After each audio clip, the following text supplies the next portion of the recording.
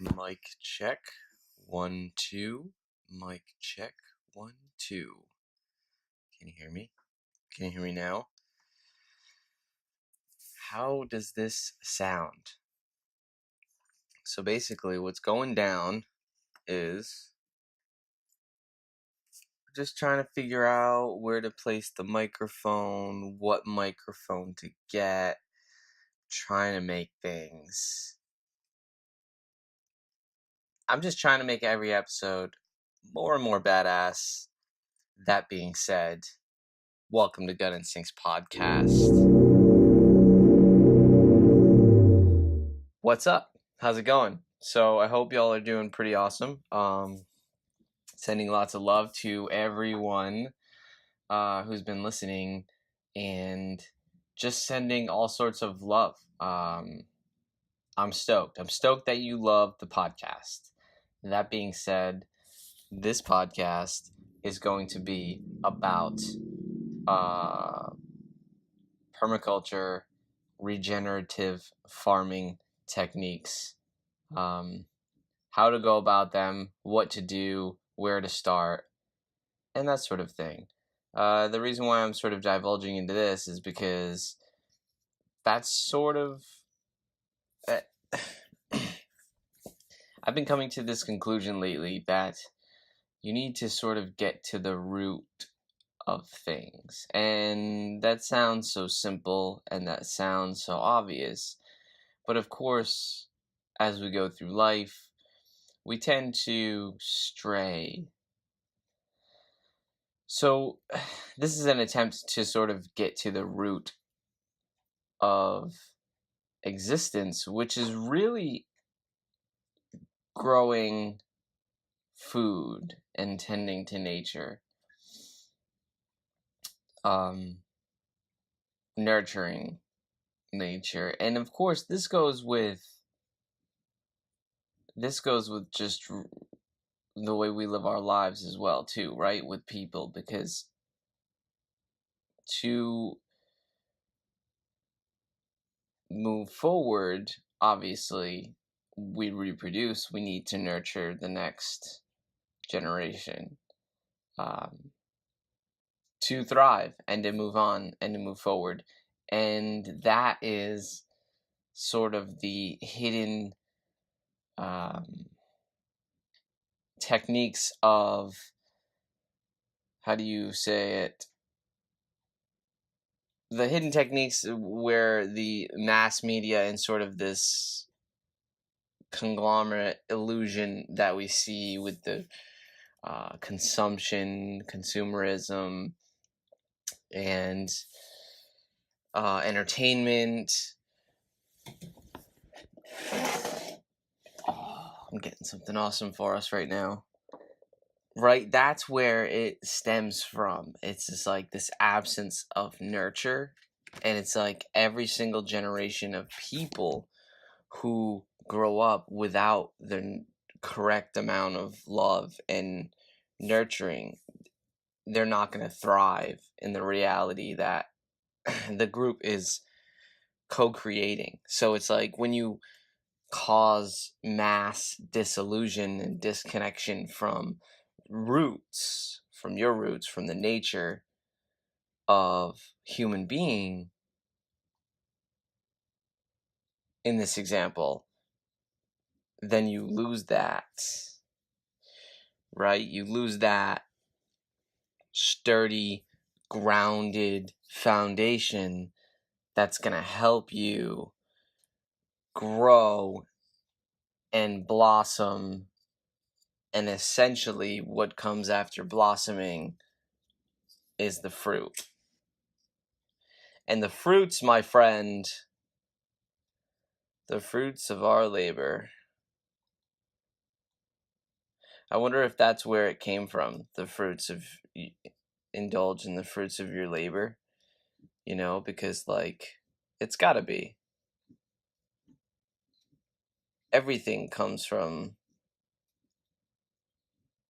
our roots. And that being said, I'm going to share a story while I burn this Palo Santo and I get some cleansing in the air going.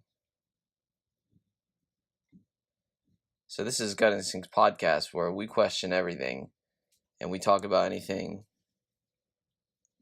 that comes to our mind and that we need to address, whether it be spiritually, mentally, physically, emotionally. So I burn this and I bless this space for you and I hit things while I do it because that's how I roll. I'm sort of clumsy like that. So, and it's funny because what made me really think of this was I planted a fig tree a while back, not too long ago, but it looked pretty sad, and it was a long, cold winter. Let's put it that way. And I thought to myself, I don't know, I think it might be gone. And I sort of prayed on it, and I asked for a sign. And you could do this, and you could try it out yourself, right? You ask the universe for a sign, have a direct question out into it. That's the key. And wait for an answer. And that's sort of what happened. I assumed that it was either gone or dormant, but from the feeling, it just looked dead. It looked gone, and I put out to the universe, if it's still alive and there's still life force in there, just show it to me, and that way I know. And it's so funny. Days later, I'm almost positive there is a sprout coming from the base of the tree. So it had two giant limbs, not giant, but two larger limbs, half-inch diameter or so. And yeah, it just hasn't done anything at all since spring. And I believe we got a sprout. So it reminded me to be humble and dormant when I need to be dormant, because there are going to be times where I grow slow or fast and develop new branches, if you will, new branches of life, new branches of opportunity.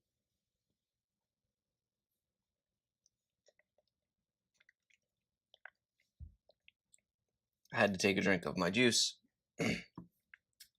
I think you should as well. And if you're toking on this episode of Gut Instinct Podcast, because that's how it started, that's the roots, you can go ahead and pack your bowl or roll your joint or just listen up, because honestly, we'll toke plenty for y'all, okay? But honestly, my dream is to just smoke with all y'all. That's sort of a dream. So we're gonna go with the sativa. Stick with sativa. The numbers say 60-40, but who knows really at this point. I wanted to go and check my local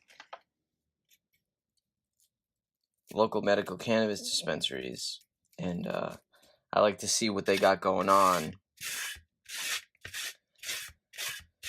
It's interesting, that whole realm of things, because it's especially in the state of Rhode Island, they've closed it down pretty much, and I'm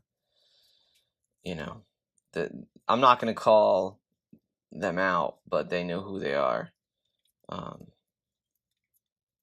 They're in with the state officials and that sort of thing. But hey, that's a whole different podcast. What we're talking about now is the roots of plants. and the roots of us, the roots of humans, the roots of life. And you're thinking to yourself, well, you said this podcast was about growing plants. And interestingly enough, this is exactly what it's about. I need you to wrap your head around the idea, or I don't know if it's much of belief, but just sort of the idea that beneath the surface is a whole other world. Like, in the sense that it's that which you cannot see, um, that is sort of more powerful or most powerful. And I know you probably thought that was gonna go somewhere else, but without the inner strength and the core that one possesses, nothing's gonna happen externally. And I'm definitely right there with plenty of people who sort of get caught in to this idea that we need to keep pushing or running faster or harder, and again, it's like, it's inside, right? My true heart knows that you don't need to do that, right? What you need to do is go slow and steady. Slow, smooth as fast. I think that's how you say it. Slow, smooth as fast. It's not the progression that you see that matters. It's the progression within that's sort of hidden, uh, that really changes things. And that being said, when you're preparing a little plot for growing vegetables, you want to see that what you're standing on as sort of your base. If anything, you should dig what I call bokashi compost. Well, what a lot of people call bokashi compost. I think I've talked about it. I know I've talked about it before. If you don't know what it is, look it up. Bokashi compost. So basically, it's you take your food scraps from your daily usage. It goes in a bucket, and then you add inoculation granules to it, and it jumpstarts the fermentation process. And really, the decaying process is sort of, it's not fermentation process. See, it's the same mechanism. It's changing, right? So, but it's a different process. So when you're jump starting things with fermentation, breaking it down in that way, creating beneficial microbes, you're pretty much putting inoculated nutrients, raw nutrients almost, because if it's broken down, it's pretty, you know what I mean? It doesn't look like it did when you put it in there. It's bioavailable to to the to the microorganisms that are within. Wow. Whoa. Did you hear me? Did you hear that? Did you feel that? A spider, right when I said that, boom, right in front of me. Like, wow.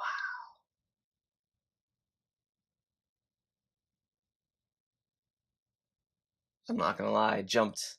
That made me jump. That was an adrenaline rush. Did you feel that? So I don't know what it's gonna do now.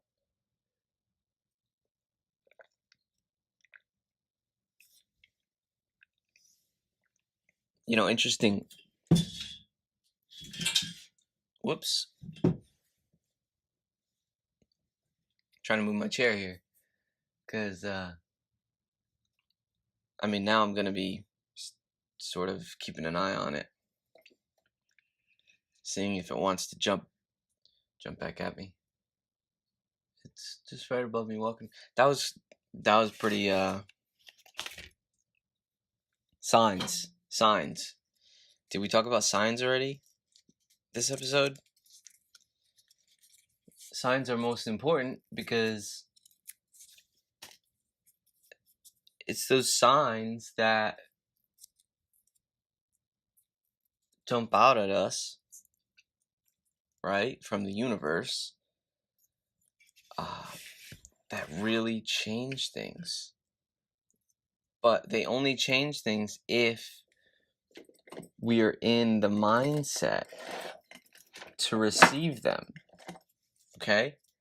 So he's back up there in the ceiling. So I'm just gonna let him roam around. He's sort of red looking, which is a little, it's fine. I mean, I don't love spiders, but I love that they make awesome, amazing webs, and they have unbelievably cool silk, which the deep state probably uses for all sorts of really cool gadgets and shit. That silk is used for a lot of stuff. You don't even realize it. How much technology right now exists. And the reason why I say right now is because when we talk about it, we talked about before how the now is really the only thing that exists, in the sense that you are in your mind, and anything you can think of and sort of foresee already exists, or it possibly exists. So all you have to do is tune into that frequency, and you should be able to experience or see it.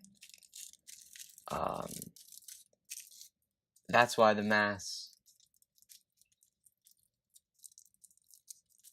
takeover of all things that are media, right? That's why. Because if you just keep the flow of information controlled to the mass consciousness, you keep the singular consciousness just as confused and running around in fucking circles. Oh, that was the first F-bomb on today's episode. So I hope you were just as passionate as I am about this situation, and that's why you do things like use the word fuck. And that's actually really the only reason why I'll put explicit. Oh, he's coming down again. What if I did this?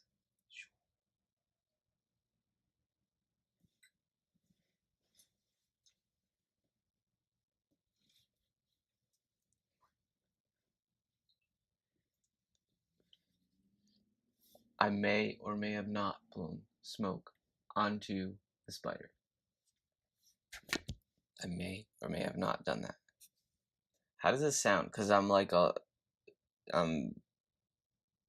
altering the microphone, where it is, how I'm speaking. I don't know. Anyways.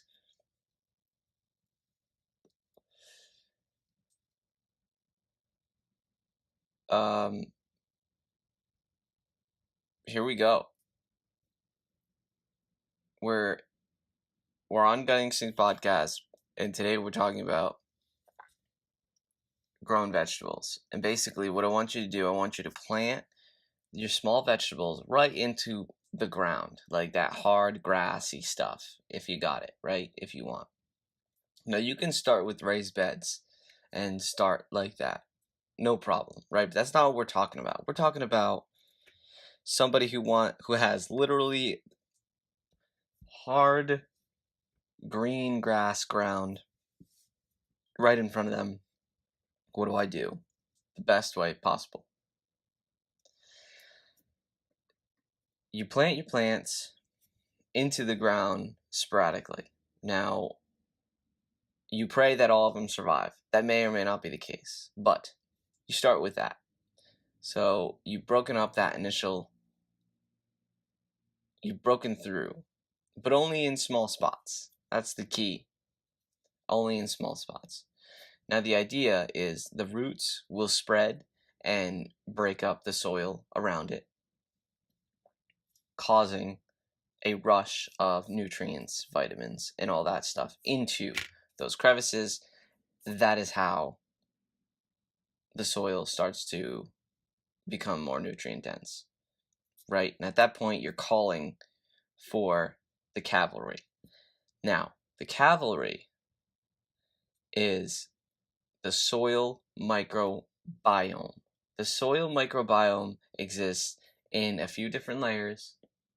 There are a few different types or species, whatever you want to call them, but there's like, you got your beetles, you got your grubs, you got your ants, you got your springtails, you got your worms, right? Can't forget about the worms. Pretty much you're just walking around, and pretty much soil is worm shit, okay? It's been in the mouth and out of butthole. So a worm is just a mouth and a butthole. It's just one long intestine with mouth and butthole. But I'm pretty sure it's got some sort of, it's more than that. You know what I'm talking about. It's a digestive machine.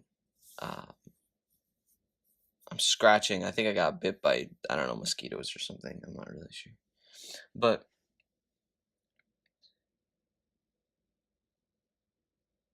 what you want to do is you want to set the soil up for success, in the sense that you want to call in all these microorganisms by inoculating the soil with compost. Now, there's the way that we spoke briefly about it before, which is the bokashi compost. That's a little different. Once you fill up those buckets, you dig them into the ground, make sure they're about 5 inches or so underneath the soil, and then that's it. You could do that, like that's what I do around my garden. I make what's called a bokashi trench, which is a trench dug all around the perimeter of your garden. That's my favorite. Just make a large trench, and you just dump the bokashi bucket or two in there, cover it, and in about 3, not even, honestly, probably a couple months, probably 6 to 8 weeks, the soil will be almost completely broken down. Like, it will be dark black, and it will just be teeming with with microbes. That was a that was a subtle reference to teeming with microbes and teeming with nutrients, I think it's called. It's been a while since I read that, and I think, honestly, I think I lend that out. I think I lend that book out. So if any of my friends, if you have that book, I'm looking for it. I mean, I'll buy it again, I guess. But I think that was already my second or third time buying it. So what you want to do is, if you're not going to do the bokashi, same tech. You just move one step forward. You plant right into the ground, not too deep.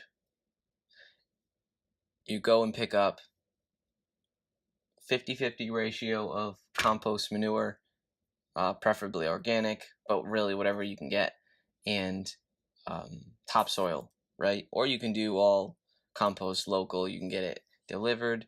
There's like at least 5 or 6 ways we can get into. Okay. How's your herb? How are you feeling lately? I hope you're feeling great. If any of y'all have found me like looking for healing, gut healing and everything, you found the right place. This is part of it. I want you to think of growing food as your first defense to feeling bad, or to quote unquote getting sick, which is just an off vibration. That's all. And then, of course, there's the microbial aspect of things. Speaking of microbes, we'll talk about that in a second. So, at this point, you want to put the soil and the compost on top. You can mix it together.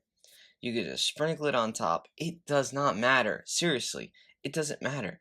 However you're feeling, you don't have to go crazy. You don't have to think, oh, I need a tarp. I need to put it out. I need to mix it together nice. It's really not the case. Life is much more, how do you say this? Forgiving than we give it credit for. That specifically also is a reference to nature. So, that being said, do whatever feels right. Do whatever's easiest for you. If you, can only get a couple bags, whatever, go get a couple bags. But the other key to the story or the technique of starting your spring garden is the mulch. You want to get mulch. You don't want to get colored mulch because you don't want the colors to leach into your food. Now, I was bringing this up with my family. It's fun. You can have colored mulch if you want out, to show. But remember, the color starts to lose its color, okay? It's dyed. And I'll be honest, it doesn't look good after it starts to. So what would you rather have, right? Like a natural look. So in that's just obviously my opinion. But what I'm saying is when you're in the garden, you want something like, for example, I've looked it up and I really dig pine, right? Pine mulch is one of my favorites. You can get a couple different varieties. That was one of my biggest sort of issues on what type of mulch to get. I know, what a dilemma to have, right? What type of mulch to get? Man, I am staying up late at night because I cannot fall asleep because I don't know what mulch. No, seriously.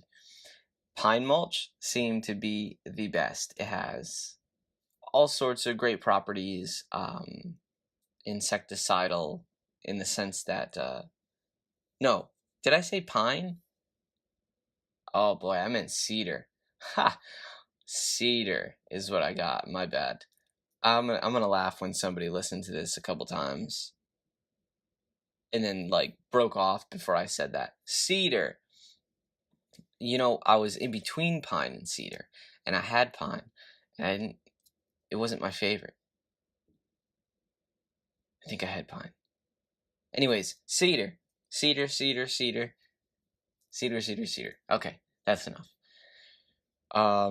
Yeah, and it smells great too, right? So you get cedar, and watch, I bet you I'm gonna get emails like, I got pine because I should stop saying that.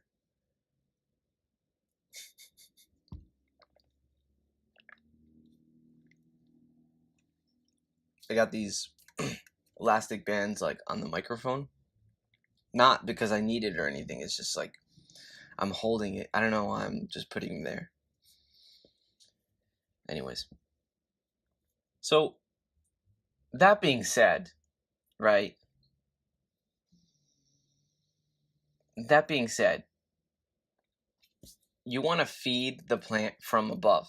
And that could be compost teas, right? That could be granules, which I recommend to get organic.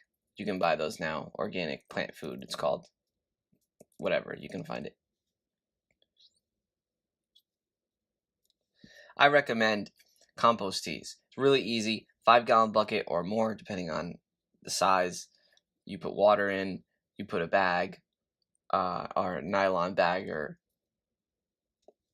you could put it in a sock. Shit, that's what I started first. I put it in a sock, in a really long sock. I put compost in there, soil, or a little bit of soil, and then I put a little bit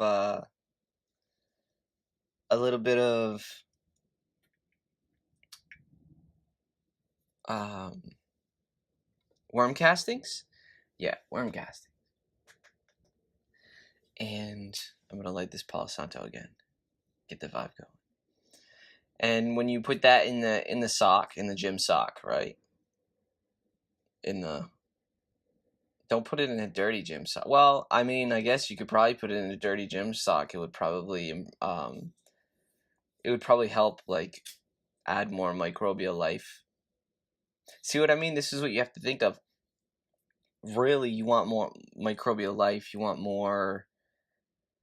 just want different things. Like when I would brew compost tea, sometimes I would put a couple of flowers in there. I would put some random mushrooms I found growing because even if I didn't know the identification, I sort of just gathered. I would literally gather sort of items around the yard that looked nutrient. And while I'm not, while I could go by the recipe, right, I can make barley teas and sprouted teas, which I definitely do once in a while. But it's like, for me, I'd rather sprout, I don't know. It's more, like, for me, it's the less process involved is the most beneficial for really everything. So, you steep in a bubbler. You get one of those bubblers that they put inside of tanks, inside of water tanks, fish tanks, and you bubble that for 24 hours, and then you dilute that water or dilute that compost tea with water, and then you feed all of your plants with that. Um, and then you can make the strengths different based on what you put in it. Everything. I mean, it's just like the sky's the limit. I would put. You could add anything. Add anything.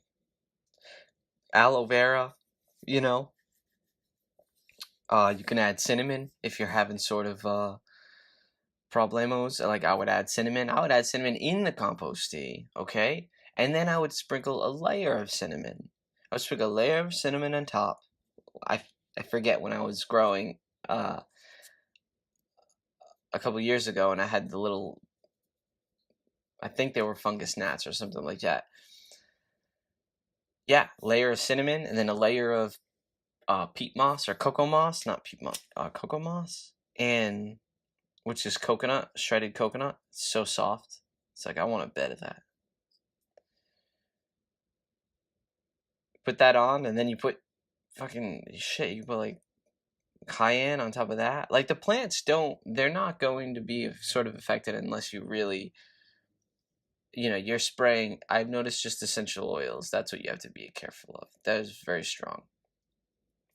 So if you're doing any sorts of oils, I recommend dilute them seriously and try them out a little bit. Um, or any soaps, period, any soap on plants. I heard milk is really great for like powdery mildew, and that's because of the microbes. So EM1 is the best. They're um, effective microorganisms. That's what the EM stands for, and basically they're beneficial microbes. That's what you use actually for that bokashi compost. You can use the same stuff inside of a spray. You could spray plants with that, and it's safe for you, safe for your skin, safe for dogs, safe for everything. Um, isn't that the goal? To live more one with, you know,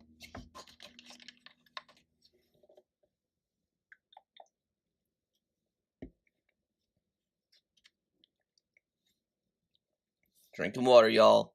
Drinking water.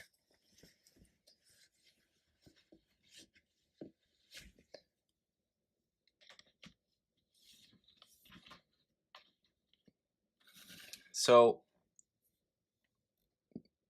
now you've got your plants in the ground. You've put soil on top. Maybe you've dug bokashi compost. Maybe you didn't. You inoculated the top. You put your favorite mulch on top, just not rubber or colored, unless you want to eat chemicals. Traces of chemicals.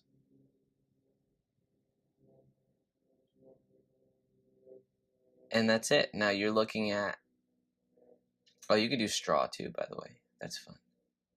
Just be careful. The straw at the local hardware store has bonding agent. Has a bonding agent. What do you think a bonding agent is? You know? It's not dusty. Oh my gosh. I'm so happy that the straw isn't dusty. What'd you do? Oh, you just put a deadly chemical that's hazardous to everything? Oh, that's okay. So that's it. You got your plants planted, and now your goal is to just keep it watered, or don't water it a bit. But I would water it. When I don't water, it doesn't grow, or I start losing plants. Obviously, right? Because water is life. Water helps all the nutrients move and helps everything. Helps move everything. That's what moves everything. Water is the most amazing polar molecule ever, meaning it has a slight charge, meaning it's slight energetic, meaning it we don't give it enough credit, or the majority of consciousness doesn't, is what I mean. It has memory, it heals.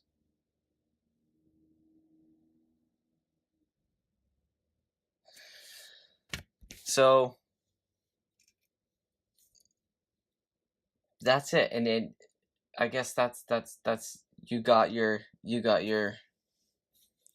backyard garden. You got your fucking backyard garden growing. So now you just sit back and watch. You sit back, you roll up another one, or you light up a joint, or hit a bong, or hit the dab, hit the concentrates, the rosin, or ice water hash, which is my preference. Ice water hash. All the medicine. And then you start to grow your medicine. You start to see the potential. You start to see your squash. You start to see your cucumber. You start to see your tomato. You start to see your calendula. Or your barrage. If you haven't noticed yet, I'm saying them all slightly off. Well, depends, I guess. If you care. I don't. I like wordplay. I don't really see something as saying something wrong. It's just different ways of saying it. Different pronunciations, right? Different pronunciations. 4, 2, 1, 2, 2. That's what I'm seeing right now on the computer. So,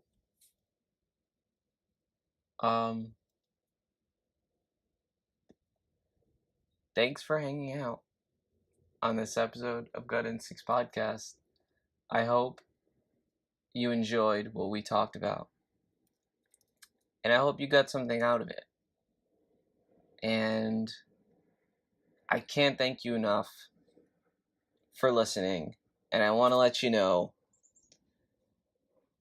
so much more in store for y'all. It's been slow the last few months because I've been going to town on the book, because the release is September of 2018. So I don't know when you be listening to this. You could be listening to this in the year 2021. And in that case, that's pretty fucking cool, because it means I'm still doing the podcast. And yeah, and it's 2021. It's like 4 or 5 years. I don't know. what I mean to say is, I got some really cool stuff in store for Gut Instincts podcast.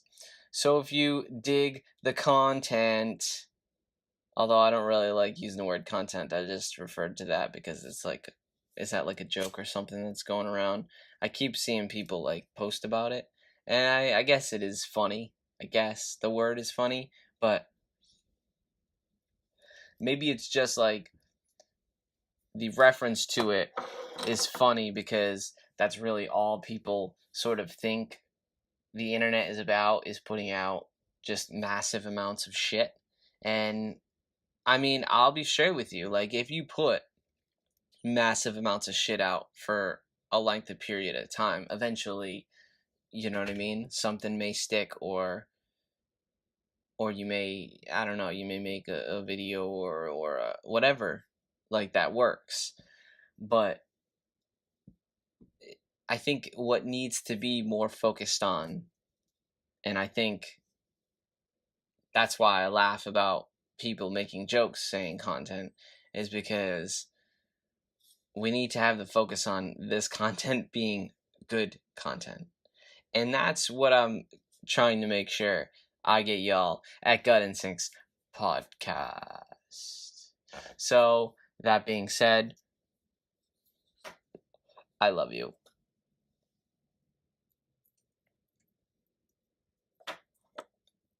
Peace out.